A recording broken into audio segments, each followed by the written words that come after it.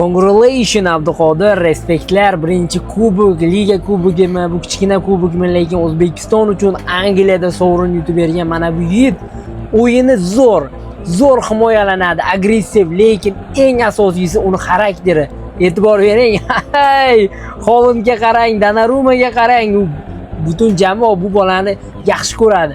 Bunaqa xarakterli yigitni yomon ko'rib bo'ladi. Bu eng kichkina kuboging bo'lsin, bu yoqga Chempionlar Ligasi, Premier Liga, hamma yaxshi kuboklarni yutgan, oltin to'p uchun nomzodlaring qo'yilsin. Eng kamida yo Ramos, yo Van Dijk, iloji boricha Maldini darajasiga chiqqan. Erling Haaland esa o'sha afsonaviy do'sti Gabriel bilan eski tortishuvni davom ettirdi.